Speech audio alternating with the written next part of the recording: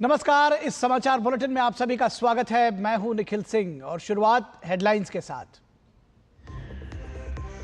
राष्ट्रपति से मिले सीडीएस और तीनों सेना प्रमुख। ऑपरेशन सिंदूर की सफलता के बारे में दी जानकारी। राष्ट्रपति ने की सशस्त्र बलों की वीरता और समर्पण की सराहना।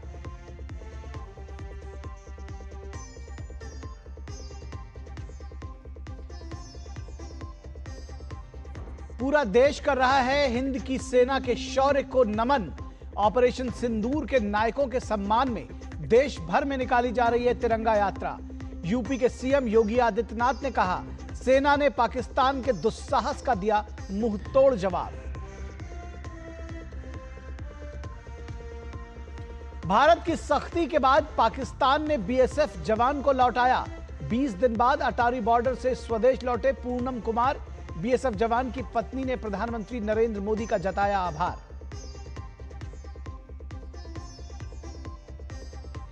देश के नए प्रधान न्यायाधीश बने जस्टिस बीआर गवई।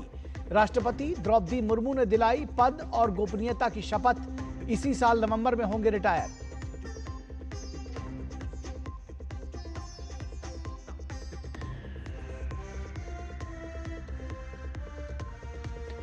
और महंगाई से मिली दोहरी राहत। खुदरा के बाद थोक महंगाई दर में गिरावट। और आपको लिए चलेंगे इस वक्त कैबिनेट के फैसलों की ब्रीफिंग की जानकारी के लिए कि आप मीडिया को संबोधित करें। साथियों नमस्कार। आज आपके सामने एक फैसला है, बहुत शॉर्ट ब्रीफिंग है आज की। आज प्रधानमंत्री श्री नरेंद्र मोदी जी ने कैबिनेट में सेमीकंडक्टर यूनिट, जो भारत का छठा सेमीकंडक्टर यूनिट बनेगा, वो जेवर उत्तर प्रदेश में बन रहा है, उसको अप्रूव किया है। आप सब जानते हो कि अब तक 5 सेमीकंडक्टर की यूनिट्स इंडिया सेमीकंडक्टर मिशन के तहत अप्रूव होने के बाद में बहुत तेजी से उसमें कंस्ट्रक्शन चल रहा है उन 5 में, और एक का प्रोडक्शन इस वर्ष 2025 से स्टार्ट हो जाएगा। उसी कड़ी में एक और बहुत ही एडवांस्ड यूनिट है जो कि HCL आप जानते हैं, हिंदुस्तान कंप्यूटर्स लिमिटेड, जो बहुत लंबे टाइम से भारत की एक हार्डवेयर में बड़ी कंपनी रही है। पीसी, लैपटॉप, कई चीज़ें इनकी मैन्युफैक्चरर कई वर्षों तक रही और आज भी है। वो और फॉक्सकॉन जो दुनिया का सबसे बड़ा इलेक्ट्रॉनिक्स मैन्युफैक्चरर है, उन दोनों का जॉइंट वेंचर है। ये उन दोनों का जॉइंट वेंचर है। इस जॉइंट वेंचर में this joint venture will manufacture display driver chips, यानी कोई भी डिस्प्ले हो। फॉर एग्जांपल आपके सामने ये एक लैपटॉप है, लैपटॉप का डिस्प्ले यानी उसकी स्क्रीन है। उस स्क्रीन का जो ड्राइवर होता है, उस स्क्रीन को ड्राइव करने वाला, यानी उस स्क्रीन में क्या दिखेगा, किस पॉइंट पे क्या दिखेगा, कौन सा पिक्सल अप होना चाहिए, कौन सा पिक्सल डाउन होना चाहिए, किस में कितनी इंटेंसिटी होनी चाहिए, उसके लिए एक ड्राइवर यूनिट होता है पीछे।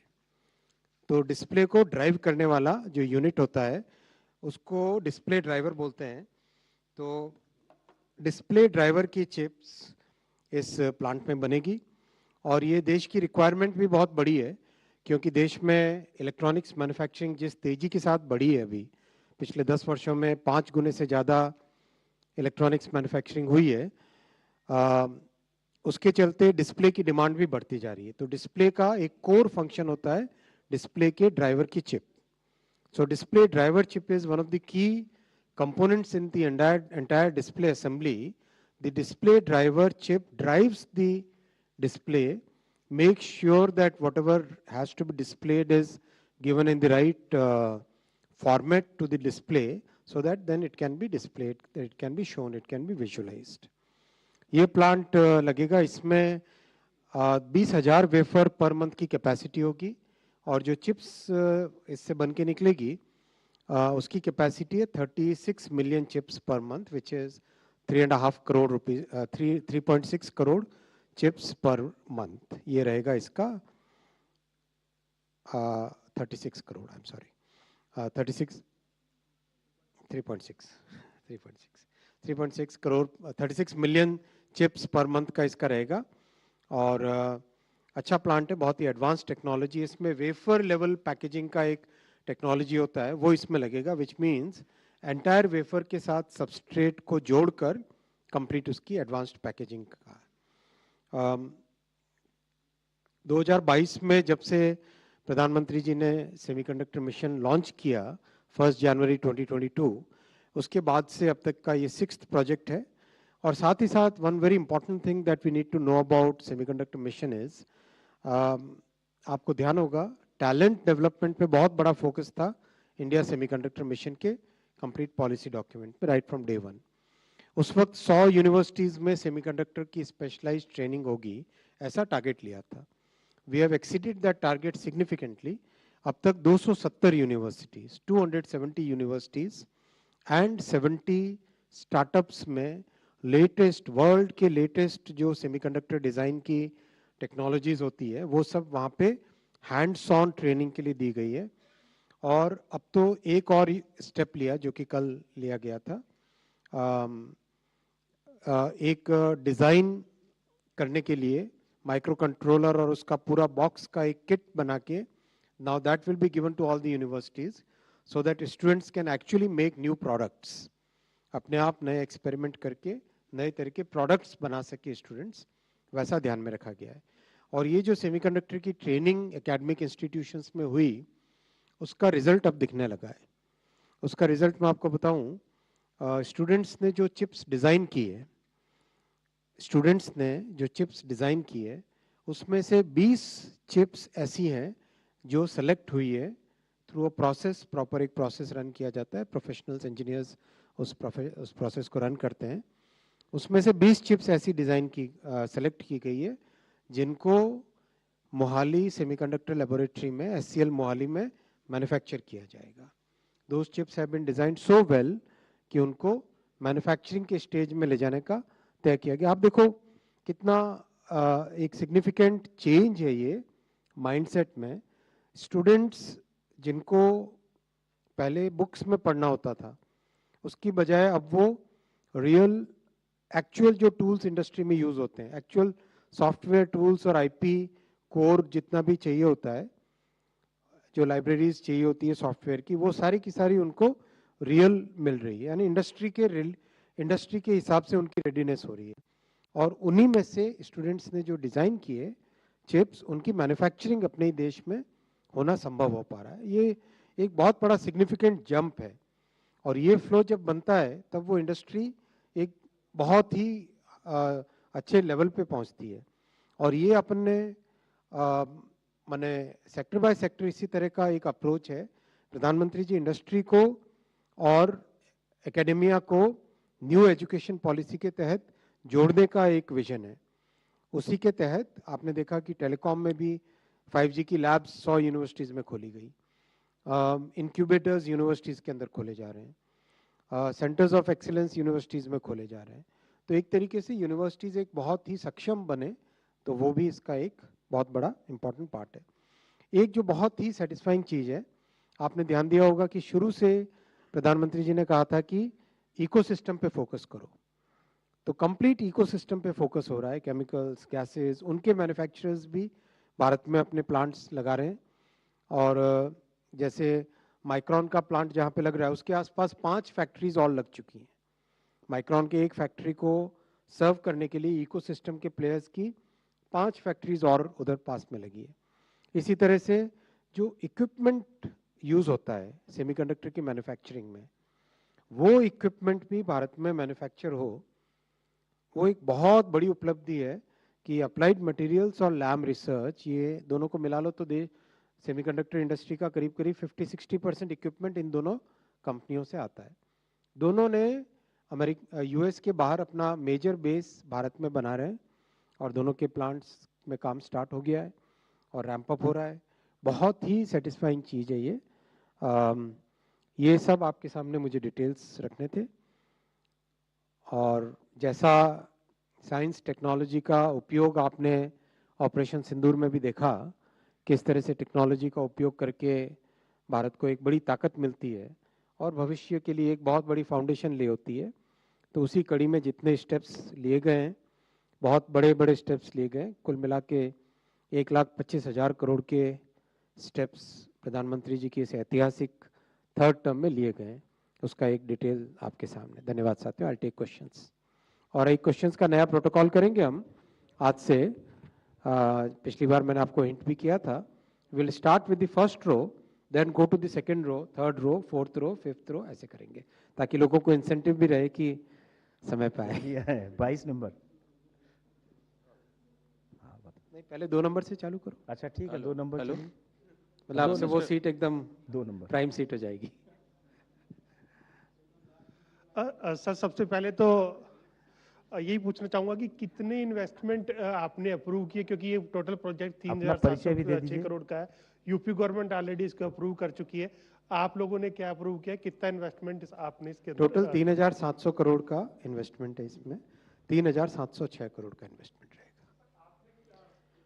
इसमें, सब कुछ मिला के ये टोटल डेट, इक्विटी, सब्सिडीज सब मिला के 54। कंपनी का आप लोगों ने भी कुछ अप्रूव किया होगा इसमें? 54। वो तो पॉलिसी के हिसाब से होगा ना, 50% you are saying? पॉलिसी के हिसाब से होगा। Hi, good afternoon, sir. So firstly, congratulations on the 6th JV6 semiconductor unit in UP, first one in UP in fact. I have 3 questions, sir. Number one, this is the second attempt that Foxconn has made to come on and put out an OSAT. So what has changed this time? Number two, will they be eligible for the pari passu benefits under the semiconductor phase 1 scheme? And the third one is a little forward looking, sir. Any guidance on when we can expect Semicon 2.0? Foxconn, yes, this is the second attempt they have made. The partner they have selected is very good partner. Last time also they had their own internal reasons for not taking that unit forward. I don't want to comment on that. But HCL has a very long history of manufacturing electronics and computers. So, and they have come with a very specialized technology. In this particular, they have come with a very specialized technology. This is a technology called wafer level packaging. And this is especially focused on the display driver chips. There, what we understand is that once this unit is there, the display panel will also come to India. Once this chip display driver gets properly done here, then the display panel plant will also come to India. So this will more or less meet about 40% of India's capacity. It's a large plant. It's a large plant in terms of, and this will also basically be meeting the requirements of rest of the world for Foxconn. That's the way they have proposed this. And this is part of the semiconductor mission policy. And whatever the policy incentives are there, those incentives will apply. There is no change in that. I don't want to comment on when the semiconductor 2.0 will come. Let us first focus on executing what we are doing. It's very important to focus on execution, because when we are starting a totally new industry, we must make sure that what we have taken in our hands must be completed properly. So that's why our focus is on execution. Yeah. Please introduce yourself before asking question. I am Ravi Shankar Kapoor, freelance journalist. Mr. Vaishnav, how many jobs this India's semiconductor mission has created in the last 3 years? I can give you the full details. We have to see semiconductor as a foundational industry, right? For example, steel industry. When steel industry gets created, the jobs in the steel industry are in themselves an important part, but the downstream jobs that they create, that again becomes a very important thing. For example, the entire electronics manufacturing sector is now employing about 25 lakh people. So when we have the semiconductor, which is a foundation to raw material for electronics manufacturing, then the electronics manufacturing gets a multiplier effect. That's the way we must see it. This side. बीच में. Now we इधर आ गए ना, अब इधर से second row. 149. Sir मेरा नाम सचिन बुधौलिया है, मैं यूएनआई से हूँ. मैं ये जानना चाहता हूँ कि ये जो प्लांट आज जिसको अप्रूवल मिला है, ये इसका टाइमलाइन क्या है, ये कब बन जाएगा, कब प्रोडक्शन इसका शुरू हो जाएगा? 27 में इसका प्रोडक्शन शुरू हो जाएगा, 2027 में। 165। Thank you sir. Anita Chaudhary sir, Swadesh अखबार से। हम देख रहे हैं कि सेमीकंडक्टर्स में हम लगातार अपने एस्टैब्लिशमेंट को स्ट्रॉन्ग करते जा रहे हैं और अक्रॉस इंडिया फैलते जा रहे हैं। सेमीकंडक्टर्स की अगर बात करें, कोई भी डिवाइस और कोई भी इक्विपमेंट्स बनाने के लिए मेजर रोल प्ले करता है, जिसमें हम अभी तक सबसे ज़्यादा वीक थे, हम बाहर से ही लेते थे। स्पेशली इस मार्केट पे चीन का और कोरिया का वर्चस्व था। तो कब तक हम समझे कि भारत जो है इस स्मॉल डिवाइसेस को लेकर के अपने ऊपर अपने पैर के ऊपर खड़ा हो जाएगा, अपने बलबूते पे? काफ़ी तेज़ी से प्रोग्रेस हो रही है और एक नई इंडस्ट्री को स्टार्ट करने में जितना एफर्ट लगता है वो सारा एफर्ट लगाया जा रहा है और आप सक्सेस देख ही रहे हैं और दुनिया को कॉन्फिडेंस भी बहुत आया है। एक जो बहुत बड़ी बात है वो है टैलेंट पे फोकस करना। तो टैलेंट पे फोकस करने के कारण बाकी दुनिया से एक डिस्टिंग्विश्ड हमारा प्रोग्राम है और उसका बेनिफिट भी बहुत मिल रहा है। अभी डिज़ाइन में भी भारत की कैपेबिलिटीज़ बहुत बढ़ती जा रही है। जैसा कल एक जापानीज़ कंपनी ने अपना सेटअप किया डिज़ाइन यूनिट, और भी बहुत सारे डिज़ाइन यूनिट्स है देश में। आज के केवल कल वाले की खास बात ये थी कि इसमें 3 नैनोमीटर की डिज़ाइन हो रही है, जबकि अब तक 5 और 7 नैनोमीटर्स मोस्ट एडवांस्ड नोड्स की डिज़ाइन भारत में होती थी। अब 3 नैनोमीटर की डिज़ाइन भी होने लगी। तो एक तरीके से ये एक सिग्निफिकेंट प्रोग्रेस है और इसको आगे बढ़ाते जाना है। या सेकंड रो में और कोई नहीं है। Third row, we start from third row, that's it. Third 76। Sir, cabinet की आज की बैठक में क्या अपना परिचय भी दे दीजिए। मुकेश कौशिक हूँ मैं, दैनिक भास्कर से।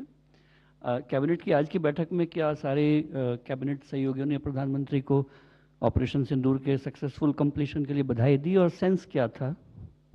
देखिए, ऑपरेशन सिंदूर एक बहुत ही भारत की एक अस्मिता, भारत के हमारे आर्म्ड फोर्सेस का जो रोल रहा है और जो एक डिसाइसिव लीडरशिप रही है और एक जो नई डॉक्ट्रिन बनी है, उसका एक बहुत बड़ा एग्जाम्पल है। उसके ऊपर कई प्रेस ब्रीफिंग्स यहाँ पे हो चुकी है, मैं उसके डिटेल्स में नहीं जाऊँगा, लेकिन वाकई ये देश के लिए एक सराहनीय चीज़ है।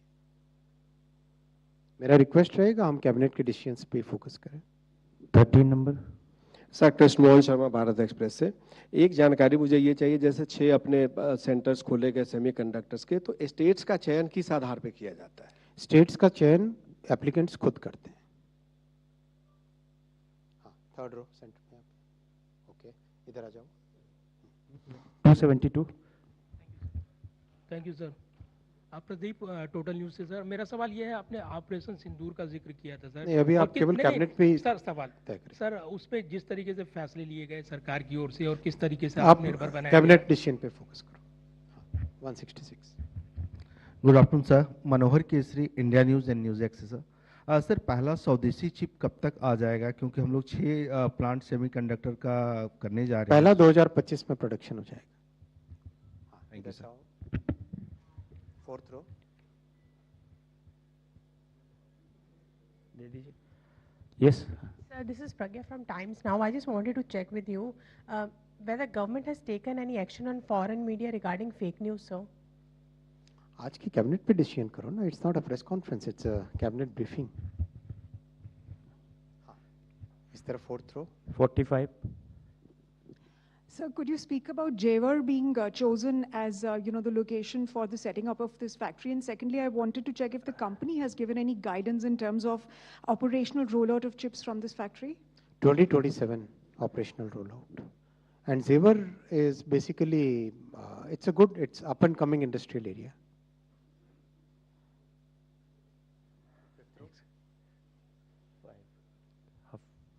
हाँ, ये 236 अभी इसी फ्लोर पे यहाँ 236। Hi sir, I'm Tvesh from Economic Times. Sir, by when can we expect groundbreaking for this, and is there any projection of how much of this investment will be by the private sector and how much of it will be government subsidy? आपने देखा होगा in all the past 5 units, all the approvals were done in a very record time. Typically, this kind of plant takes about 2 to 3 years for getting all the permits and applications and approvals. And in all the past examples, we have done it within almost each one of them. We have done within 120 days. Some of them were actually done within 60 days, within 70 days. So here also we expect that the groundbreaking and the construction will start very soon. Since the company has already told us that the commercial production will start in 2027, we are already in 2025, right? So that means construction has to go very fast. I think 49.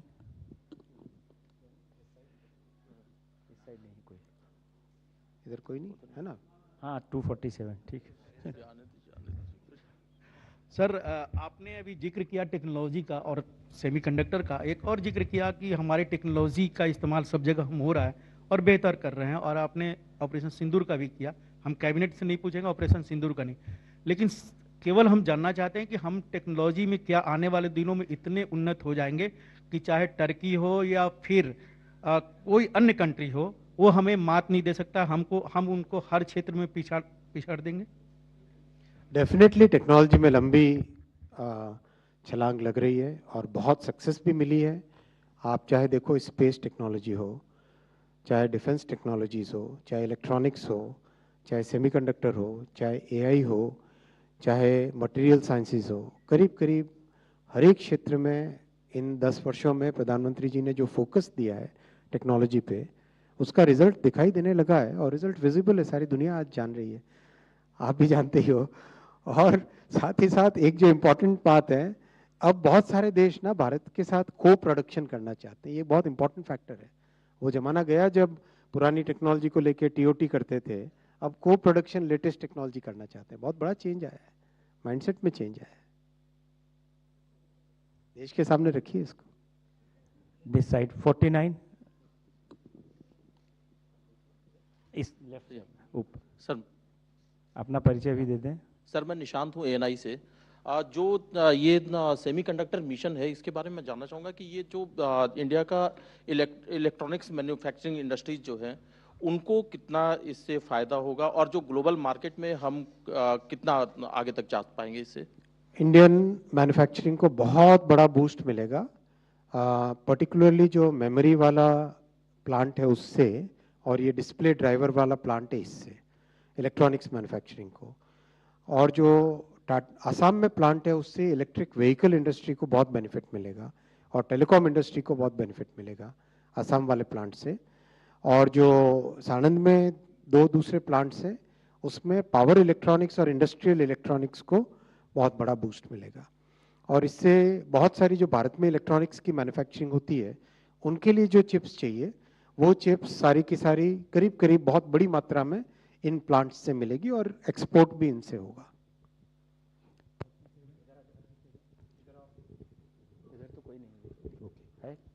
Sir मैं अमलेंदु भूषण खां हूँ, freelance journalist.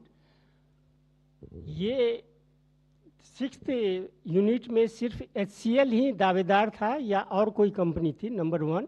और पिछले 5 जो semiconductor unit है, वो भी क्या HCL के ही अंडर में है या दूसरी कंपनी के अंडर में है? क्या जवाब दूं? 79 Sir, Prakash Pradashi from ET Now. So it's 6 projects. So how many more such projects will be announced? Wait करिए उसके लिए. And on what basis these states are being selected? States मैंने कहा ना, एप्लीकेंट खुद डिसाइड करते हैं। आपके प्रश्न का उत्तर मुझे प्रश्न समझ में नहीं आया, लेकिन फिर भी मैं अटेम्प्ट करता हूँ। आए वो अप्लाई करें, जो नहीं ऐसा नहीं, जो भी अप्लाई करते हैं उनका एक एप्लीकेशन का सिलेक्शन का प्रोसेस होता है, उस सिलेक्शन के प्रोसेस से निकल के वो लोग सेलेक्ट होते हैं। ऐसा ये नहीं है कि छठे के लिए सब लोग आओ उसमें से कोई एक सेलेक्ट हो गया, ऐसा नहीं है। जो लोग अप्लाई करते हैं उनके हर एक एप्लीकेशन का एक, जैसे आपका PIB का एक्रेडिटेशन होता है ना, उसी तरह का ये प्रोसेस है, समझिए आप।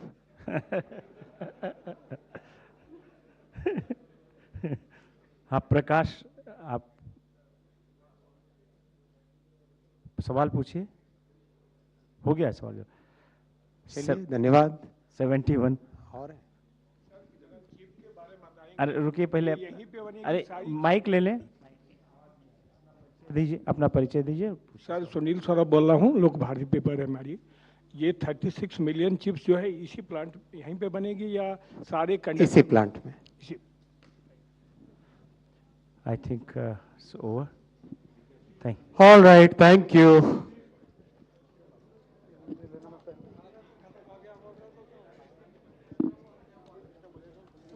तो केंद्रीय कैबिनेट के फैसले की जानकारी दे रहे थे केंद्रीय सूचना एवं प्रसारण मंत्री अश्विनी वैष्णव। और देश की छठी सेमीकंडक्टर यूनिट उत्तर प्रदेश के जेवर में लगेगी। छठी यूनिट में कुल 3,706 करोड़ रुपए का इन्वेस्टमेंट होगा। 2027 में छठी सेमीकंडक्टर यूनिट की शुरुआत की जाएगी। अब तक 5 सेमीकंडक्टर यूनिट्स की घोषणा की जा चुकी है। ये छठी सेमीकंडक्टर यूनिट है जो कि उत्तर प्रदेश के जेवर में लगेगी। HCL और फॉक्सकॉन के बीच एक साझा उद्यम होगी ये छठी सेमीकंडक्टर यूनिट। ये ब्रेकिंग न्यूज़ हम आप तक पहुंचा रहे हैं। अभी अश्विनी वैष्णव जो सूचना और प्रसारण मंत्री हैं उन्होंने इस संदर्भ में जानकारी दी है। केंद्रीय कैबिनेट ने से जुड़े हुए फैसले की जानकारी उन्होंने दी है। छात्रों द्वारा डिज़ाइन गई 20 चिप का भी इसमें चयन किया गया है। इस छठी यूनिट से तकरीबन 2000 लोगों को रोजगार मिलेगा। चयनित चिप HCL मोहाली में बनाई जाएगी। और देश की छठी सेमीकंडक्टर यूनिट उत्तर प्रदेश के जेवर में लगेगी। इस वक्त की बड़ी खबर है, छठी यूनिट में कुल 3,706 करोड़ रुपए का निवेश होगा। 2027 में छठी सेमीकंडक्टर यूनिट की शुरुआत हो जाएगी। 36 मिलियन चिप्स हर माह उत्पादन इसकी क्षमता होगी। HCL और फॉक्सकॉन के बीच एक साझा उद्यम लगाया जाएगा जो सेमीकंडक्टर यूनिट होगी। 3.6 करोड़ चिप हर महीने बनाई जाएगी। 36 मिलियन। अब तक 270 विश्वविद्यालय और 70 स्टार्टअप्स में सेमीकंडक्टर तकनीक के टूल्स दिए गए हैं। छात्रों द्वारा डिजाइन की गई 20 चिप का चयन किया जा चुका है।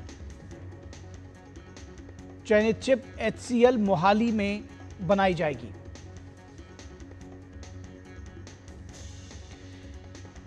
तो देश की छठी सेमीकंडक्टर यूनिट उत्तर प्रदेश के जेवर में लगेगी। इस वक्त की बड़ी खबर है। कैबिनेट के फैसलों की जानकारी देकर सूचना एवं प्रसारण मंत्री अश्विनी वैष्णव ने इस संदर्भ में विस्तार से जानकारी दी है।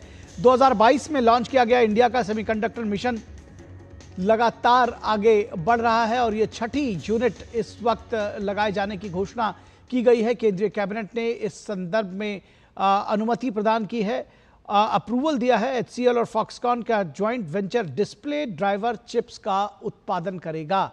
तो ये बेहद महत्वपूर्ण सूचना इस वक्त हम आप तक पहुंचा रहे हैं। इससे जुड़ी हुई खबर हम आप तक पहुंचा रहे हैं। ये जो चिप्स बनाई जाएंगी 20,000 वेवलेंथ की कैपेसिटी होगी इनकी। 36 मिलियन चिप्स यानी 3.6 करोड़ चिप्स हर माह इसका उत्पादन क्षमता होगी जो छठी यूनिट जेवर में लगाई जाएगी उसके विशेष संदर्भ में। और इसमें करीब 2000 लोगों को रोजगार मिलेगा। इस छठे यूनिट में 3,706 करोड़ रुपए का निवेश होगा। ये बेहद आधुनिक तकनीक पर इस यूनिट को तैयार किया जाएगा। 2027 तक इस यूनिट से उत्पादन शुरू हो जाएगा। तो सेमीकंडक्टर का जो मिशन है इंडिया का, उस क्षेत्र में लगातार हम आगे बढ़ रहे हैं। अब तक देश के 270 विश्वविद्यालयों में सेमीकंडक्टर तकनीक के टूल्स दिए गए हैं। 70 स्टार्टअप्स में भी सेमीकंडक्टर तकनीक के टूल्स दिए गए हैं।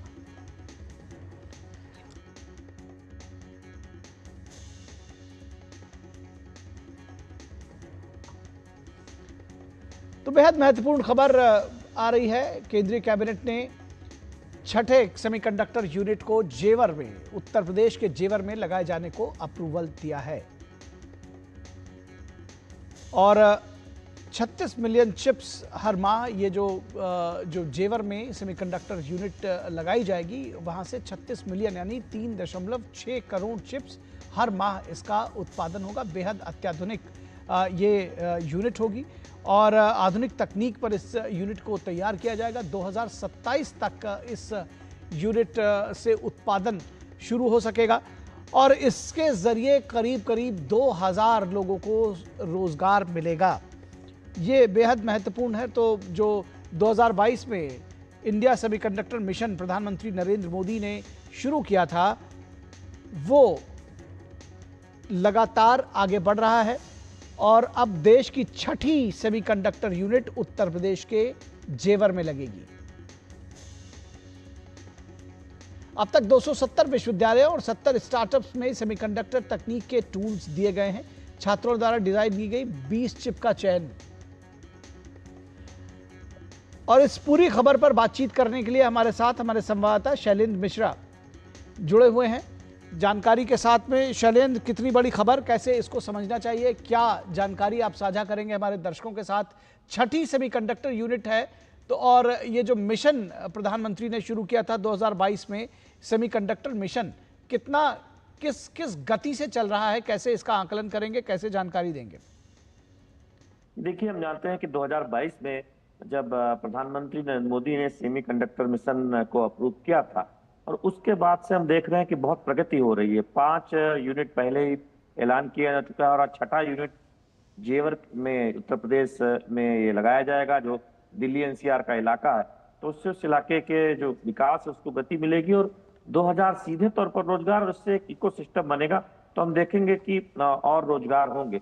हम जानते हैं कि प्रधानमंत्री नरेंद्र मोदी का जब दौरा हुआ था सिंगापुर, तब उस दौरान ये बात आगे बढ़ी थी कि सेमीकंडक्टर जो चिप है वो भारत उसको बनाने में अगुवाई करेगा और तमाम कंपनियों के साथ ज्वाइंट एक साझा उपक्रम लगेगा। फॉक्सकॉन सहित तमाम जो कंपनियां हैं वो अब इच्छुक दिखाई दे रहे हैं। जानते हैं कि वियतनाम एक बड़ा केंद्र है, बहुत कम ऐसे देश हैं जो सेमीकंडक्टर एक तरह से यूनिट वहां पर है। तो ये भारत के लिए एक बहुत बड़ा अवसर है, चूंकि भारत के पास मानव संसाधन है, तकनीकी कौशल है, हमारे पास वो एनवायरमेंट है जो ग्लोबल कंपनियों को चाहिए और बहुत बड़ा बाजार है इलेक्ट्रॉनिक्स मैन्युफैक्चरिंग का। खुद ही भारत में एक बहुत बड़ा बाजार है जहां इन चिप्स की काफी खपत हो सकती है। तो अब आप देखिए कि 2027 में तो जेवर की यूनिट में उत्पादन शुरू हो जाएगा। उससे पहले जो गुजरात में, असम में और जो बाकी 5 जगहों पर जो यूनिट लग रही है वहां पर भी उत्पादन शुरू होगा। तो चिप मैन्युफैक्चरिंग के मामले में हम देखेंगे कि भारत भविष्य में न केवल अपनी जरूरतें पूरी करेगा बल्कि उसको में निर्यात भी कर सकता है। देखिए, यहाँ पर महत्व ये है निखिल कि अगर हम चिप बनाते हैं, स्वदेशी चिप बनाते हैं, तो एक बहुत बड़ा इकोसिस्टम तैयार होता है। क्योंकि इलेक्ट्रॉनिक मैन्युफैक्चरिंग हो या फिर तमाम टेक्नोलॉजी हो, आप जो तकनीक के जो नए नए सेक्टर जो उभर रहे हैं वो सब एक तरह से देखें तो चिप मैन्युफैक्चरिंग पर निर्भर है।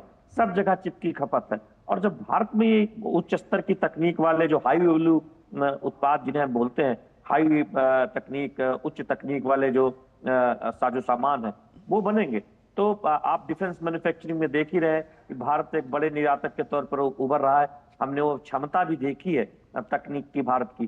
तो ये इससे रोजगार आएगा, इकोसिस्टम बनेगा और इकोनॉमी में, अर्थव्यवस्था में एक तेज गति मिलेगी, उसको बहुत मदद मिलने वाली है। क्योंकि बहुत सारे देश दुनिया में नहीं है जो चिप मैन्युफैक्चरिंग की कैपेबिलिटी रखते हैं, क्योंकि उसके लिए पूरा एक चेन सिस्टम चाहिए होता है, इकोसिस्टम जिसे बोलते हैं, कि वो चिप कैसे बने, उसका उपयोग कहाँ पर हो, उसकी आपूर्ति कैसे हो, तो पूरी एक चेन श्रृंखला बोलते हैं, उसकी जरूरत होती है। तो धीरे धीरे भारत में वो एक इकोसिस्टम बन रहा है। प्रधानमंत्री नरेंद्र मोदी की अगुवाई वाली सरकार के पहलों की वजह से आज आप देखें कि AI टूल्स जो है, जो चिप में के जो टूल्स है बनाने के, वो यूनिवर्सिटी में पढ़ाए जा रहे हैं, कई स्टार्टअप टूल पर काम कर रहे हैं। तो उससे एक बेसिक इनपुट मिलता है, एक मदद मिलती है कंपनियों को कि भविष्य में जब वो विस्तार करेंगे, चिप बनाएंगे, तो उनके पास मानव संसाधन की कमी नहीं होगी, उनके पास आइडिया की कमी नहीं होगी, उनके पास तमाम ऐसे लोग मौजूद होंगे। तो आज हम देख रहे हैं कि सिंगापुर जैसे देशों में जो चिप मैन्युफैक्चरिंग में जो इंजीनियर लगे हैं उसमें बहुत बड़ी संख्या भारतीयों की है। तो निश्चित तौर पर मानव श्रम में आप तकनीकी कौशल की जो देखें उसकी कोई कमी भारत के पास नहीं है। हमारे पास दुनिया के मुकाबले सस्ता श्रम भी है। तो एक अच्छा एनवायरनमेंट है, जो पहल की जरूरत है 2022 में प्रधानमंत्री नरेंद्र मोदी की अगुवाई में हो चुकी है। तभी अब 22 से लेकर 25 यानी 3 साल भी नहीं हुए और हम 6ठा यूनिट का ऐलान देख रहे हैं, मंजूरी देख रहे हैं और दुनिया की तमाम कंपनियों की, जो बड़ी कंपनियां हैं, उनकी रुचि देख रहे हैं। SCL के साथ ये समझौता हुआ, साझा उद्यम होगा। SCL हम जानते हैं कि कंप्यूटर हार्डवेयर में एक बड़ा नाम है, तो दुनिया, केवल भारत में ही नहीं दुनिया में एक बड़ा नाम है। तो उस दिशा में एक बड़ा कदम ये है। तो निश्चित तौर पर जो हम इकोसिस्टम बना रहे हैं, आत्मनिर्भर भारत की ओर जब आगे बढ़ रहे हैं, तो इलेक्ट्रॉनिक मैन्युफैक्चरिंग में भी हम आगे बढ़े। हम डिफेंस मैन्युफैक्चरिंग में आगे तो बढ़ ही चुके हैं, हम स्पेस टेक्नोलॉजी में तो हमारी उपलब्धियां दुनिया देख ही रही है, लेकिन चिप मैन्युफैक्चरिंग एक ऐसी चीज है जो बहुत ही स्पेशलाइज वर्क माना जाता है, यानी वो कठिन काम है जो दुनिया के चुनिंदा देश ही कर पाते हैं। तो अगर वैसा इकोसिस्टम भारत में होगा तो निश्चित तौर पर एक बहुत बड़ी बात होगी, और उस दिशा में हम देख रहे हैं 2025 में हमारी पहली स्वदेशी चिप बन जाएगी।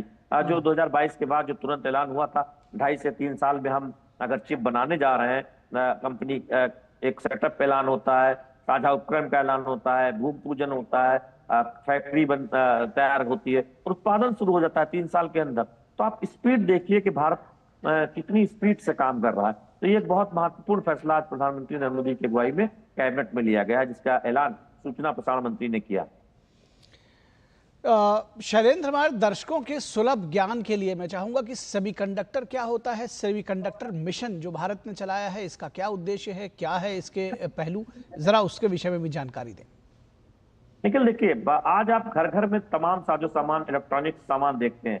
आप घर में टीवी देखते हैं, हर कोई मोबाइल उपयोग करता है। आप देखें तो आधुनिक इसकी वॉशिंग मशीन देखते हैं, तमाम इलेक्ट्रॉनिक्स आइटम देखते हैं, एसी देखते हैं। आप देखें कि रिमोट से चलने वाले तमाम बैटरी आप देखते हैं। आप ई मोबिलिटी में तमाम कारें और मोटरसाइकिल्स देखते हैं जो बैटरी से चलते हैं। इन सब के लिए दरअसल जरूरी है चिप सिस्टम होना। आप बैटरी स्टोरेज में आप बड़े बड़ी कैपेबिलिटी देख रहे हैं। तो ये जो छोटी छोटी चिप्स होती हैं, इनके जरिए हम देखते हैं कि इन बड़े बड़े इलेक्ट्रॉनिक उत्पादों को बनाया जाता है। और अभी क्या हो रहा है भारत में कि इन सबकी असेंबलिंग हो रही है। जब कोई आप देखें कि टीवी बनती है तो उसमें बहुत सारे उत्पाद लगते हैं, कुछ भारत में बनते हैं, कुछ आयात होते हैं और उनके जरिए इसे बनाया जाता है। तो चिप सबसे बेसिक रिक्वायरमेंट है किसी भी बड़े इलेक्ट्रॉनिक आइटम को बनाने के लिए। इसका उपयोग आप डिफेंस से लेके आप स्पेस टेक्नोलॉजी में, आप ऑटो सेक्टर में, इलेक्ट्रॉनिक्स मैन्युफैक्चरिंग में, हर जगह देखते हैं। तो देखने में भले ही ये चिप छोटी होती है, लेकिन ये बहुत काम की होती है और इसके बिना आप जो तमाम फंक्शन अपने मोबाइल में करते हैं वो नहीं कर सकते हैं। और एआई का जमाना है, तो वो एआई का पूरा सिस्टम ये कहें कि उसका जो बैकएंड सिस्टम है, यानी जिस पर निर्भर रहते हैं, वो इन चिप पर निर्भर रहता है। चिप में आप देखें कई परतें छोटी छोटी होती है। तो ये बहुत ही स्पेशलाइज इलेक्ट्रॉनिक मैन्युफैक्चरिंग का एक आइटम है, उत्पाद है, जो बहुत ही एक तरह कहें कि एक विशेष काम है, जिसके लिए बड़ी विशेषज्ञता की जरूरत होती है, बड़ी टेक्नोलॉजी की जरूरत होती है और एक इकोसिस्टम की जरूरत होती है। तो भारत अब उस ओर आगे बढ़ रहा है और इसीलिए आप देखें कि हम इलेक्ट्रॉनिक मैन्युफैक्चरिंग में इतना आगे जा रहे हैं। दूसरा सवाल क्या था आपका? जी, मैं जानना चाह रहा था कि भारत का जो सेमीकंडक्टर मिशन है जो प्रधानमंत्री नरेंद्र मोदी ने 2022 में जिसकी शुरुआत की थी, किस तरह से ये लीप एंड बाउंड्स आगे बढ़ रहा है और कितना कुछ फर्क लेकर आ रहा है? देखिए निखिल, जब भी कोई नए सेक्टर के लिए हम एक बेहतर एनवायरनमेंट चाहते हैं तो उसके लिए सरकार के प्रोत्साहन की जरूरत होती है। ऐसे ही कोई सेक्टर आगे नहीं आ पाता है, जिसके लिए तमाम चुनौतियां होती हैं। एक इकोसिस्टम बेहतर चाहिए होता है, जमीनें चाहिए होती हैं, पॉलिसी उस हिसाब से चाहिए होती है, प्रोत्साहन चाहिए होता है, स्थिर सरकार चाहिए होती है और एक बेहतर एनवायरनमेंट चाहिए होता है, एक बेहतर लीडरशिप चाहिए होती है जो उसको आगे ले जाए। हमने देखा जब PLI स्कीम आई, वो चाहे कपड़ा क्षेत्र में हो या इलेक्ट्रॉनिक मैन्युफैक्चरिंग के अलग अलग सेक्टर में हो, उसका कितना सकारात्मक फायदा हुआ कि हम ग्लोबल स्तर पर जो निर्यात होता है उसमें हमारी भागीदारी बढ़ी और देश में भी हमने देखा कि रोजगार के अवसर बढ़े उन सेक्टर्स में। तो PLI स्कीम से भी आप आगे जाकर देखें, जब ये बातें हुई कि क्या चिप भारत में बन सकती है, तो उस पर चिप मैन्युफैक्चरिंग जो पॉलिसी है वो उसका ऐलान किया गया। तो दुनिया की कंपनियों को लगा कि भारत ये कोशिश कर रहा है ये अपनी ओर कंपनियों को आकर्षित करने के लिए जो चिप विशेषज्ञता वाली कंपनी है। तो उसका असर देखने को मिलता है कि आज HCL जो भारत में कंप्यूटर हार्डवेयर का बड़ा नाम है, वो चिप मेकिंग में उतर रही है, दुनिया की एक बड़ी ग्लोबल चिप कंपनी के साथ साझेदारी कर रही है। तो अगर 2022 में इस विजन के साथ प्रधानमंत्री नरेंद्र मोदी ने ये ऐलान ना किया होता तो शायद आज ये संभव नहीं होता कि हम 6 यूनिट का ऐलान कर चुके हैं और पहली चिप हमारी 2025 के अंत तक आ जाएगी, ऐसी उम्मीद है। तो एक बहुत बड़ी बात है कि लीडरशिप ने एक विजन दिखाया कि हम चिप बनाएंगे तो इलेक्ट्रॉनिक मैन्युफैक्चरिंग अगले दौर में जाएगी। जी बिल्कुल शैलेंद्र, और आपने बहुत विस्तार से इस विषय में जानकारी दी। तो एक और बड़ा फैसला कि इंडिया का जो सेमीकंडक्टर मिशन जिस तरह से लगातार आगे बढ़ रहा है, देश की 6ठी सेमीकंडक्टर यूनिट उत्तर प्रदेश के जेवर में लगेगी। बहुत शुक्रिया इस तमाम बातचीत और जानकारी के लिए। और यहां रुकेंगे एक छोटे से ब्रेक के लिए। दर्शकों, आप कहीं मत जाइएगा, हम जल्द हाजिर होंगे।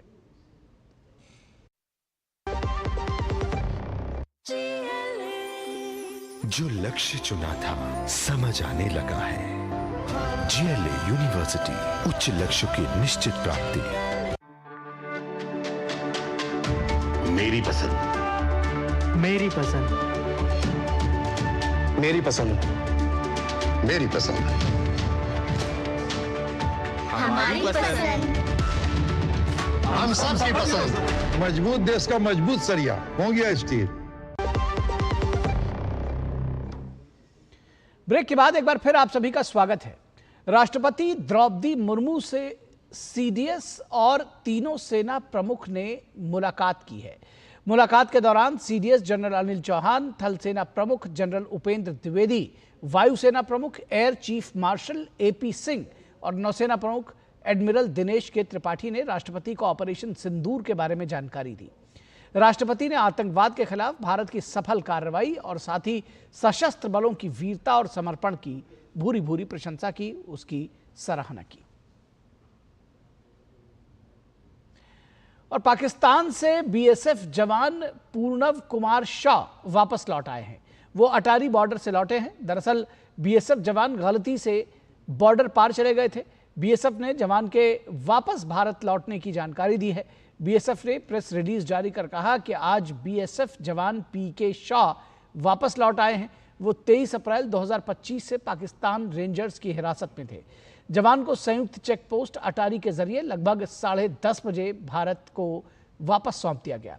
BSF ने बताया कि हैंडओवर शांतिपूर्वक और स्थापित प्रोटोकॉल के अनुसार आयोजित किया गया।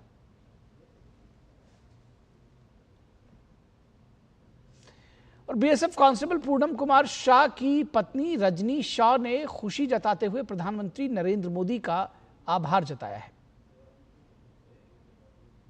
बहुत ही खुशी हुई। सुबह में ही फोन आया था CO साहब का वहां से हेड ऑफ कि देखिए वो PK साहब आ गए हैं, इंडिया आ चुके हैं, टेंशन मत लीजिए, वो एकदम सही सलामत है, आप टेंशन मत लीजिए, बिल्कुल ठीक है। और मेरे हस्बैंड ने भी मुझे वीडियो कॉल किया था, एकदम टोटली वो फिट है। मोदी जी है तो सब चीज पॉसिबल है। क्योंकि देखिए जो 22 तारीख को जो पहलगाम अटैक हुआ था, उन्होंने 15 से 20 दिन में जो ऑपरेशन सिंदूर करके सबके सुहाग का बदला लिया, जिसका नाम रखा गया था ऑपरेशन सिंदूर। उसके 3 से 4 दिन बाद मेरे सुहाग को उन्होंने। और अब देखते हैं खबरें तिरंगा यात्रा से जुड़ी हुई।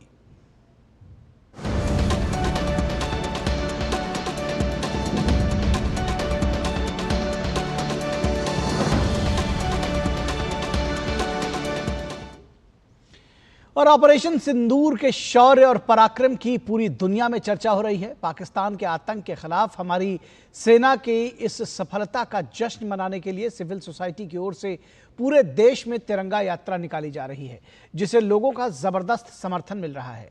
विभिन्न राज्यों में इन यात्राओं के जरिए देश को इस ऑपरेशन की जानकारी दी जा रही है। इस दौरान लोगों में देशभक्ति का संचार देखते ही बन रहा है। 23 मई तक चलने वाली इस यात्रा के माध्यम से देशवासियों में राष्ट्र प्रेम और एकता की भावना से सराबोर हो रहे हैं। भारतीय सशस्त्र बलों ने 6 से 7 मई की रात पाकिस्तान और POK में घुसकर ऑपरेशन सिंदूर के तहत 9 आतंकी ठिकानों को तबाह कर दिया और 100 से ज्यादा आतंकवादी इस ऑपरेशन में मारे गए।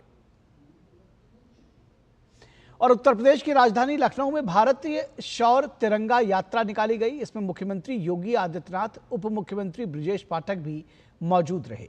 भारतीय सशस्त्र बलों के सम्मान में निकाली गई इस यात्रा में लोगों में काफी उत्साह नजर आया। इस दौरान CM योगी ने कहा कि भारतीय सेना के जवानों ने पाकिस्तान के दुस्साहस का मुंह तोड़ जवाब दिया है।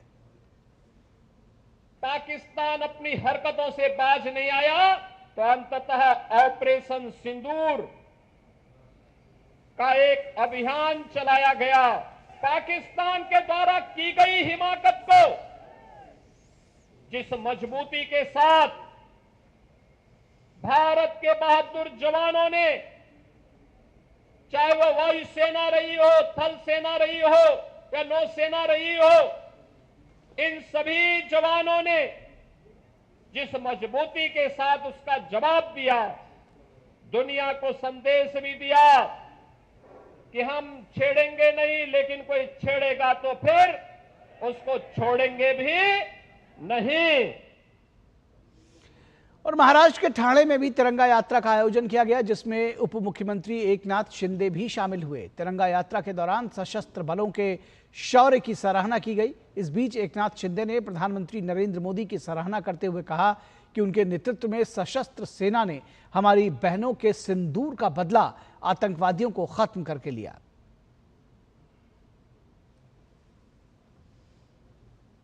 और कैसे तिरंगा यात्रा एकता, अखंडता और राष्ट्रीय गौरव का प्रतीक बन गई है और लोगों में कितना उत्साह है, आइए देखते हैं।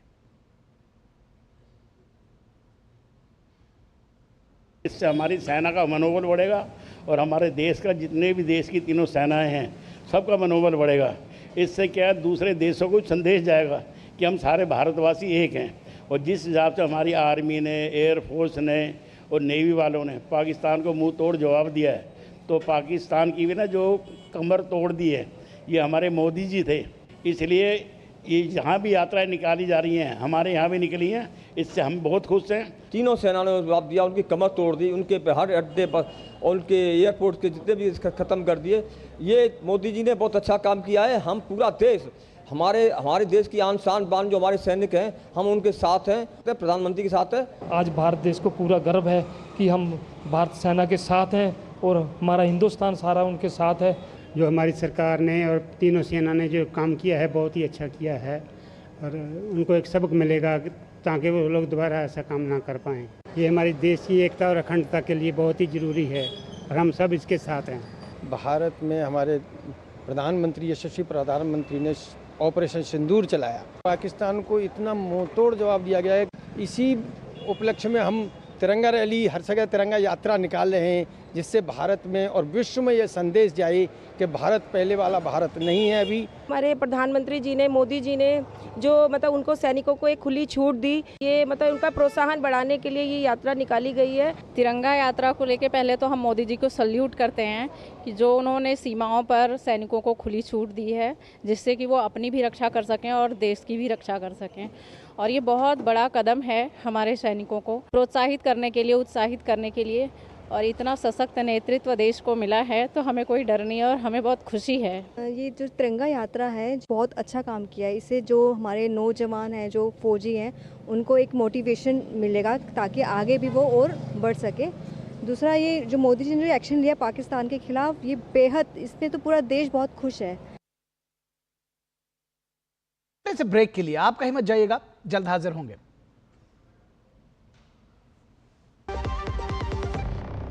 जब धरती चीर कर निकलता है लोहे का पत्थर और मिलता है मोंगिया के जोश से, फिर तपता है, पिघलता है और बनता है फौलाद। अब होता है सरिया सारी खूबियों के साथ। मोंगिया स्टील, मजबूत देश का मजबूत सरिया। जो लक्ष्य चुना था समझ आने लगा है। जीएलए यूनिवर्सिटी, उच्च लक्ष्य की निश्चित प्राप्ति। स्वागत है आपका ब्रेक के बाद। केंद्रीय जल शक्ति मंत्री आर पाटिल ने उपराष्ट्रपति जगदीप धनखड़ से मुलाकात की और राजस्थान के झुंझुनू सहित सीकर और चूरू जैसे क्षेत्रों में जलापूर्ति की समस्या के विषय में चर्चा की। सूत्रों की माने तो यमुना जल समझौते के कार्यान्वयन के लिए राजस्थान और हरियाणा सरकार द्वारा गठित टास्क फोर्स की पहली संयुक्त बैठक 7 अप्रैल 2025 और दूसरी संयुक्त बैठक 25 अप्रैल को हुई है। इतना ही नहीं, सरकार डिटेल प्रोजेक्ट रिपोर्ट तैयार करने के लिए जल्द ही कंसल्टेंट की नियुक्ति करेगी। उपराष्ट्रपति धनखड़ द्वारा लंबे समय से इस क्षेत्र के जल संकट के स्थायी समाधान के लिए कोशिश की गई है और उनकी कोशिशों से ही इस परियोजना को जमीनी आकार देने में मदद मिली है। केंद्र सरकार ने देश में रह रहे अवैध बांग्लादेशी नागरिकों को वापस भेजने का अभियान चलाया हुआ है और इसके तहत राजस्थान के 17 जिलों में 1008 संदिग्ध बांग्लादेशी नागरिकों को पकड़ा गया है। इनमें जयपुर रेंज से ही 761 बांग्लादेशी शामिल हैं। सीकर में सबसे ज्यादा 394 अवैध बांग्लादेशी पकड़े गए। दस्तावेजों की जांच के बाद बुधवार को सीकर से 150 बांग्लादेशी नागरिकों की पहली खेप वापस भेजी जा रही है। पहले इन्हें जोधपुर लाया गया, फिर वहां से हवाई जहाज से पश्चिम बंगाल भेजा जा रहा है। वहां से पर बीएसएफ इन्हें बांग्लादेश डिपोर्ट करेगी। सरकार के आदेश के बाद जयपुर रेंज समेत सभी जिलों में एसपी के सुपरविजन में तकनीकी और साइबर सेल की टीमें बनाई गई हैं। इन्हीं टीम्स ने बांग्लादेशियों को पकड़ा है। दस्तावेज, कॉल डिटेल्स और ट्रांजैक्शन डिटेल्स के आधार पर जांच की जा रही है। और देश में थोक मूल्य सूचकांक आधारित महंगाई दर अप्रैल में कम होकर 13 महीनों के निचले स्तर 0.85% पर आ गई है, जो कि मार्च में 2.05% पर थी। थोक महंगाई दर में कमी की वजह खाद्य उत्पादों की कीमतों में कमी आना है। अप्रैल में खाद्य उत्पादों पर थोक महंगाई दर कम होकर 2.55% रह गई है, जो कि मार्च में 4.66% पर थी। फ्यूल एंड पावर और प्राथमिक उत्पादों में महंगाई दर गिरकर 2.18% और 1.44% रह गई है। थोक महंगाई दर में कमी ऐसे समय में देखने को मिली है जब खुदरा महंगाई दर कई सालों के न्यूनतम स्तर पर पहुंच गई है। ये लगातार तीसरा महीना था जब खुदरा महंगाई दर भारतीय रिजर्व बैंक यानी आरबीआई के महंगाई के टारगेट 4% से भी नीचे रहे हैं। और प्रधानमंत्री नरेंद्र मोदी ने न्यायमूर्ति भूषण रामकृष्ण गवई को देश का 52वां मुख्य न्यायाधीश बनने के लिए बधाई दी है। प्रधानमंत्री ने अपने सोशल मीडिया प्लेटफॉर्म एक्स पर पोस्ट कर कार्यक्रम की तस्वीरें भी साझा की। साथ ही लिखा कि देश के सर्वोच्च न्यायालय के मुख्य न्यायाधीश के रूप में न्यायमूर्ति भूषण रामकृष्ण गवई के शपथ ग्रहण समारोह में भाग लिया। उनके कार्यकाल के लिए शुभकामनाएं भी दी।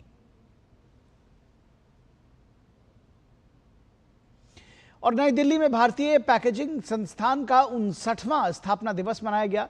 1966 में कॉमर्स और इंडस्ट्री मंत्रालय के अधीन स्थापित आईपीपी ने उद्योग और शिक्षण संस्थान के रूप में महत्वपूर्ण उपलब्धियां हासिल की हैं। स्थापना दिवस के मौके पर आईआईपी से जुड़े नामचीन औद्योगिक जगत के हस्तियों ने हिस्सा लिया, जिसमें पैकेजिंग से समृद्ध नाम के एक मैगजीन का विमोचन भी किया गया।